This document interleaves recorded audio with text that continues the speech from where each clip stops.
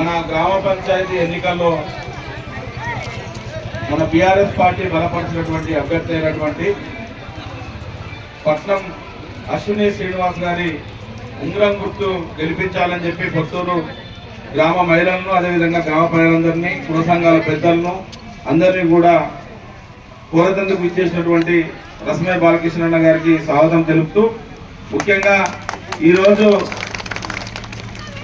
అన్ని రకాలుగా పొత్తూరు గ్రామంలో అభివృద్ధి కార్యక్రమాలన్నీ కూడా రసమయ్య అన్న గారి నాయకత్వంలోనే ఇక్కడ మన ఊరును ఒక పల్లెటూరును మంచి సిటీగా డెవలప్ చేసుకునేందుకు దోహదం చేసినటువంటి వ్యక్తి మన రసమయ్య బాలకృష్ణ గారు ఈరోజు మన ఊరికి రావాలనే ఉద్దేశంతో ఇక్కడ రావడం జరిగింది. మమ్మల్ని అందరినీ ఒకసారి కలిసి పట్నం అశ్విని శ్రీనివాస్ గారి ఉంగరం గుర్తు మీద ఓటు వేసి వారిని ఆశీర్వదించాలని చెప్పి మేమందరం కోరుతూ, అదేవిధంగా పట్నం శ్రీనివాస్ గారితో పాటు ఇక్కడ ఉన్నటువంటి 10 మంది వార్డు సభ్యులు, ఇక్కడ 1వ వార్డుకు సంబంధించినటువంటిది గుంటి మల్లేషు, వారి గుర్తు గుంటి మల్లేష్ గుర్తు గ్యాస్ పై గుర్తు, అదేవిధంగా 2వ వార్డు బండారి మౌనిక మల్లేశం గారు, వారి గుర్తు గ్యాస్ పై గుర్తు, 3వ వార్డు తోడేటి సతీష్ గారు, వారి గుర్తు స్టూల్ గుర్తు, 4వ వార్డు నగునూరు శ్రీధర్ గారు, వారి గుర్తు సిలిండర్ గుర్తు, 5వ వార్డు రాగడి శ్రీనివాస్ గారు, వారి గుర్తు గ్యాస్ పై గుర్తు, అదేవిధంగా 6వ వార్డు ఆకుల అనిల్ కుమార్ గారి గుర్తు గౌన్ గుర్తు, 7వ వార్డు దయాల పవని గారి గుర్తు చంద్రమౌళి గారు, వారి గుర్తు గౌన్ గుర్తు, రాగటి అంజలి శ్రీకాంత్ 8వ వార్డు, వారి గుర్తు గౌన్ గుర్తు, బండారి నరేష్ 9వ వార్డు, వారి గుర్తు స్టూల్ గుర్తు, అదేవిధంగా 10వ వార్డు ఏనుగుల మమతా నవీన్ కుమార్ గారు, వారి గుర్తు గ్యాస్ పై గుర్తు.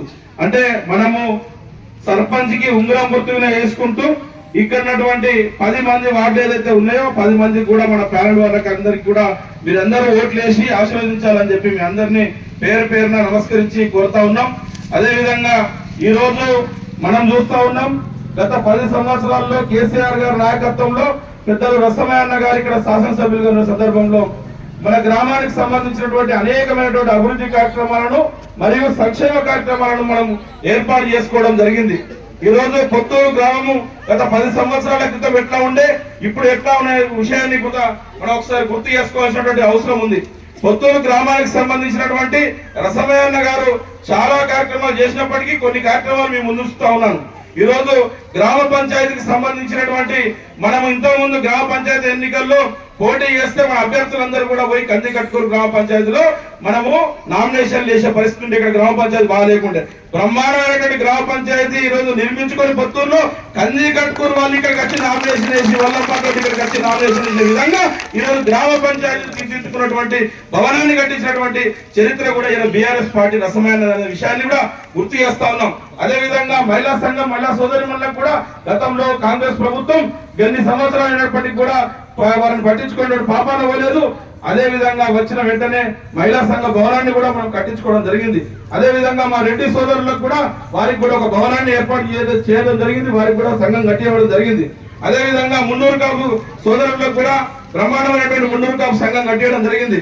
కుర్మ సంఘ సోదరులు వారికి సంబంధించి కూడా పాత భవనం శిథిలావస్థలో ఉండే వారిని కూడా మంచి బ్రహ్మాండంగా 30 లక్షల రూపాయలు పెట్టి వారికి కూడా పెద్ద హాలు మంచి బ్రహ్మాండమైనటువంటి భవనాన్ని కూడా మనం కట్టియడం జరిగింది.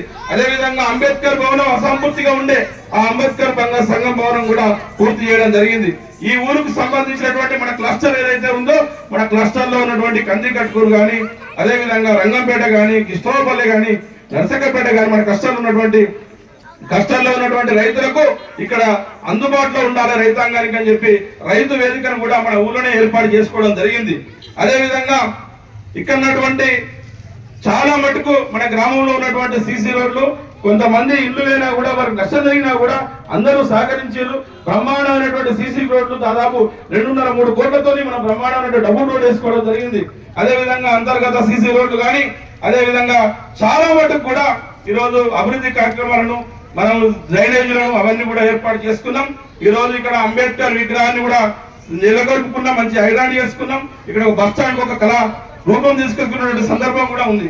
అదే విధంగా మన సంబంధించి ఇల్లంతా కూడా పోవాలన్నా కూడా మన రైతులు ఇప్పుడు సుత్తూరు పైన బయటకు వెళ్ళాలంటే అక్కడ రైతులు ఎప్పుడు పోయినా కూడా ఉరెత్తే అక్కడ ఉన్నటువంటి రైతులు ఇక్కడనే ఆగిపోయే పరిస్థితి ఉంటే వారి మోటార్లు తీసుకొచ్చుకునే పరిస్థితి లేకుంటే దాన్ని త్వరితగతిలో పూర్తి చేయాలని చెప్పి సుద్దూరు కూడా బ్రహ్మాండమైనటువంటి హై లెవెల్ బ్రిడ్జిని కూడా మనం ఏర్పాటు చేసుకున్నాం. ఆ రైతుల బాధలు కూడా తీర్చిన అనే విషయాన్ని కూడా మరొకసారి గుర్తు చేస్తా ఉన్నాను. అదేవిధంగా చాలా మంది నాయకులు, కొంతమంది మా నాయకులు నచ్చి మాట్లాడుతూ ఉన్నారు. ఇక్కడ గెలిచినటువంటి ఎమ్మెల్యే శాసనసభ్యులు కవంపల్లి సత్యనారాయణ గారు నిన్న అవాకులు చెవాకులు పేర్చిపోయింది. ఆయనకి ఇక్కడ ఉన్నటువంటి కొంతమంది చెంచాలు ఎవరైతే ఉన్నారో వారు ఏం చెప్పారో ఏం రాసిచ్చారో తెలియదు, అవగాహన లేదు. డాక్టర్ చదువుకున్నాడో మాకైతే తెలియదు. కానీ ఇక్కడ ఉన్నటువంటి ఆ ఎమ్మెల్యే గారు వచ్చి సిద్ధమైన మీద ఇష్టం వచ్చినటువంటి మాటలు మాట్లాడాడు.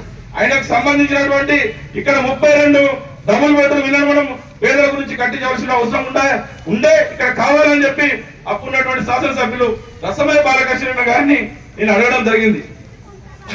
అడిగిన వెంటనే కాదనకుండా తమ్ముడు తప్పకుండా మనం 32 డబుల్ బెడ్రూమ్లను శాంక్షన్ చేసుకోవడం.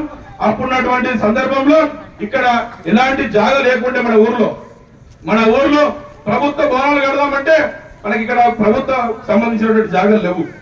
కానీ మనకు డబుల్ బెడ్రూమ్ కట్టాలని ఆలోచన చేసి మాకు సంబంధించినటువంటి మా ల్యాండ్ పార్ట్నర్స్ ఉన్నటువంటి మా మామిడి రామన్న గాని, అదేవిధంగా మా చంద్రశేఖర్ గారిని వారిని కూడా రిక్వెస్ట్ చేయడం జరిగింది.